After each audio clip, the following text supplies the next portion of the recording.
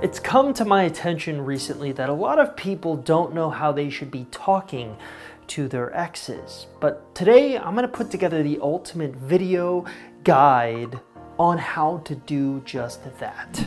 And ultimately, it really boils down to answering two questions. What do you want? And how are you going to get there? So what is it that you want when you talk to your ex? Do you want to get them back? Or are you simply just looking for some closure?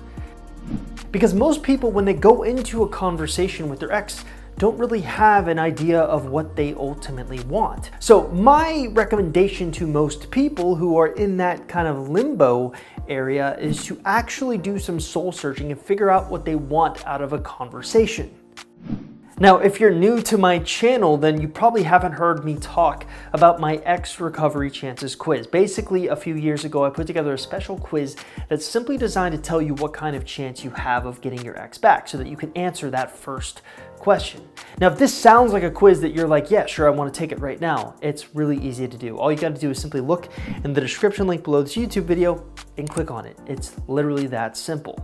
But figuring out what you want out of a conversation with your ex is the easy part. Putting together a plan to get there is the hard part, and that's what we're going to talk about today. For the last decade, I've been helping people not only get over their exes, but actually win them back. So I'd like to actually direct this video towards those of you who actually want to get your ex back and what kind of conversations that you need to have with them. Basically, how you should be talking to them. I've come up with multiple different strategies. Some have worked and some haven't, but after split testing and basically figuring out what works and what doesn't work, we've come up with what we think is the very best strategy to actually re-attract an ex.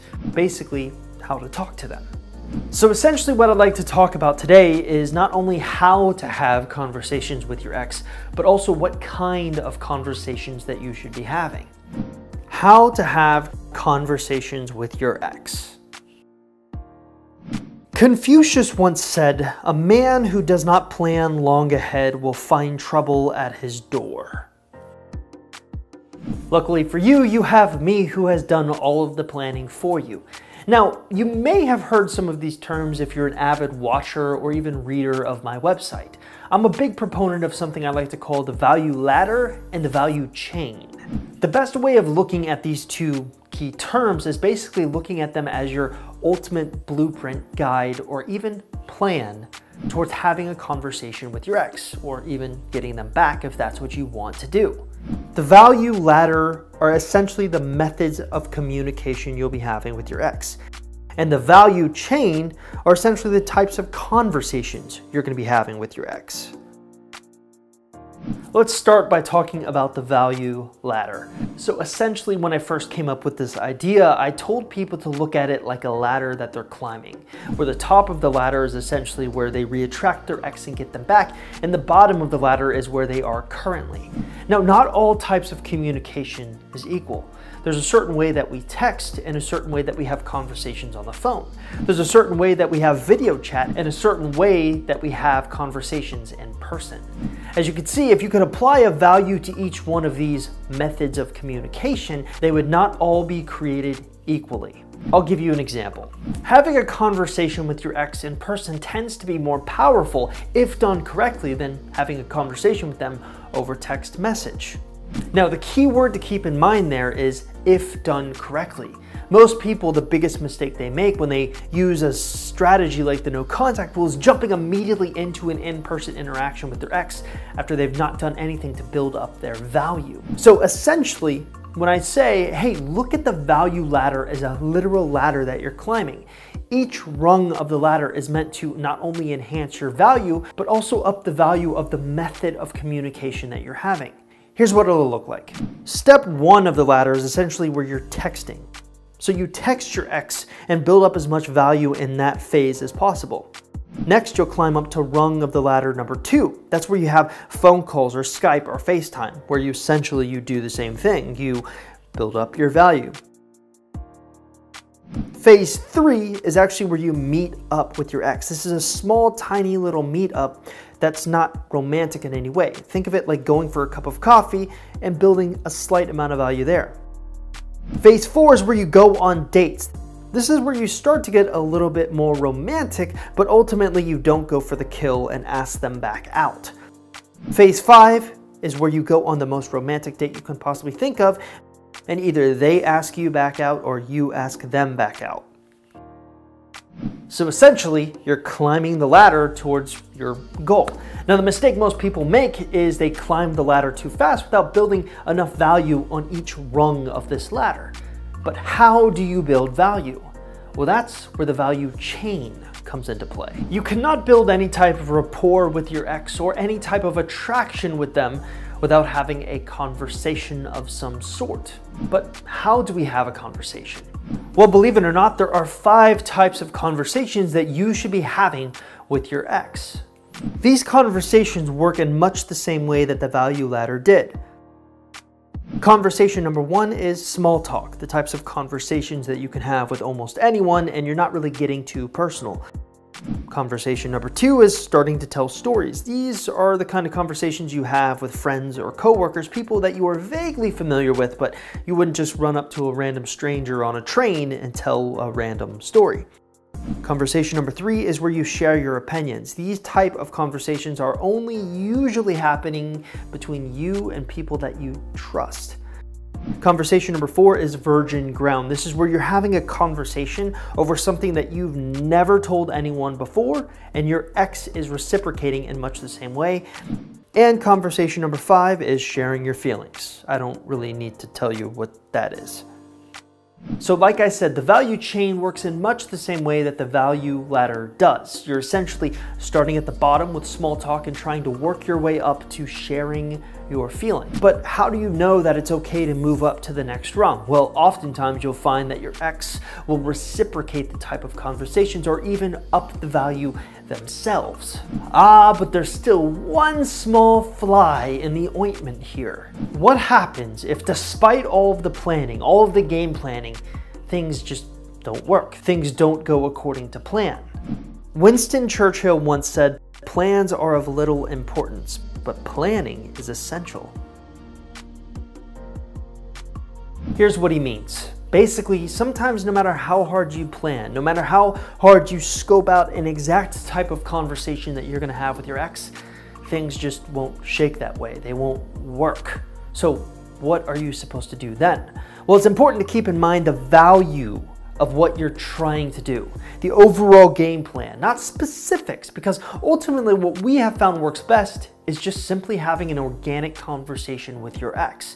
That way nothing seems forced, nothing seems planned, and oftentimes you'll find that you just naturally go through these phases of conversations. Let me tell you a story. When I was in college, I was in a biology class. So essentially the biology class worked like this. You would show up and the professor would lecture for the better part of 3 hours. As you probably can guess, sitting down and listening to a biology lecture for 3 hours isn't my cup of tea, and I don't think it's really anyone's cup of tea unless that's something you're extremely passionate about. So often I'd find myself daydreaming and looking at the cute girls. I spotted one cute girl from across the way, and all of a sudden, all I could do was just daydream about asking her out.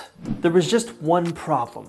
I was a massive coward and would never make a move. So ultimately, she would just be this unicorn across the way that I would see every single day and have this massive crush on, but I'm too scared to act. But what was interesting is that I actually went to high school with one of her best friends. So before the class would start, I would be sitting there waiting for the professor to get there, and I noticed she would walk in with her friend. And her friend would say hi to me because we knew each other, but I was still too cowardly to do anything about it. Well, one day I was telling my best friend about this girl that I had a crush on, and he just went off. He just kept saying, just do it. Just go up and talk to her. That's all you have to do. But to me, it was the scariest thing in the world, approaching a stranger because she was just someone I admired from afar. So ultimately, he gave me enough courage and I started planning. My plan was simple. I knew her friend. I went to high school with her friend. Her friend vaguely knew me, so maybe I could strike up a conversation with the two of them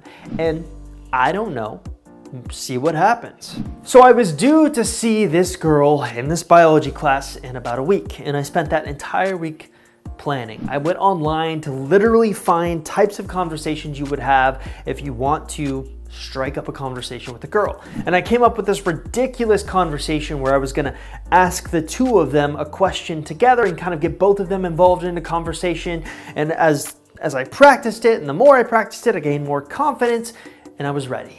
The day had come. So when I get my mind set on something, I cannot stop thinking about it until it's over with.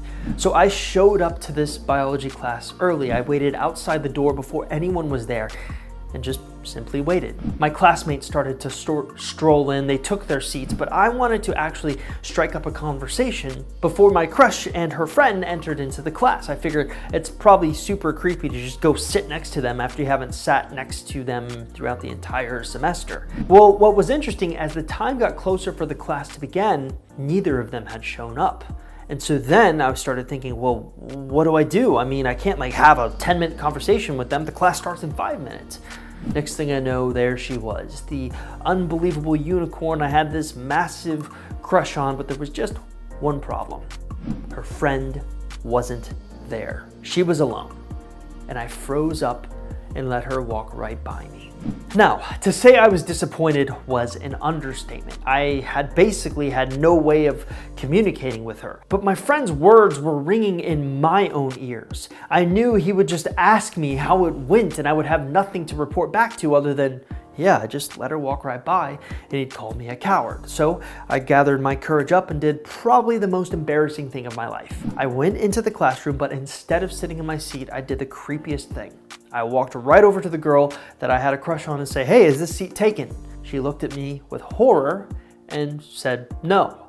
I sat right next to her, but I didn't have anything to talk with her about. I tried striking up a conversation. I tried saying, "So, I heard you went to my high school." She looked at me and said, yeah. But still, there was nothing there. She just continued to get creeped out by me. It was the wrong approach for sure, but in the end, I was a little proud that I had done something that I deemed myself so embarrassing. It was kind of courageous, but it also taught me the biggest lesson of my life. No matter how hard you plan, there is no guarantee that things will work out the way you expect them to in your mind. Look at all of the things that went wrong. I had planned this amazing conversation, but it was predicated on the idea that her friend was with her. Her friend wasn't. My crush showed up extremely late when usually her and her friend would show up 15-20 minutes before the class would start. I let her walk right by, and then I didn't know what to do. I had no plan. Now, the smarter thing would have been to just simply try to catch her after class and strike up an organic conversation about the class, saying some snarky comment about how boring I found it. That tends to be a better way of approaching someone that's a stranger. They're not familiar with you yet. I didn't have an organic conversation with this girl. I had a forced one. And not only could she tell, but she was creeped out by it. Now, if you're gonna try to get your ex back, if you're going to even consider talking to your ex, it is of vital importance that you let things unfold naturally. Sure, you can plan the broad strokes of what you're planning to do, but don't plan specific conversations, because more times than not, things just won't work out in a way that you can actually use your plans. Hey, thank you so much for making it to the end of the video. Again, if you haven't already, make sure you take our Ex Recovery Chances quiz. It's a simple 2-minute quiz designed to tell you what kind of chance you have of getting your ex back. Simply look in the description link below this YouTube video, click on it. It is literally that simple. Oh, and again, if you haven't already, make sure you subscribe and like our videos. Oh, don't forget to comment. We like your comments. See you next time.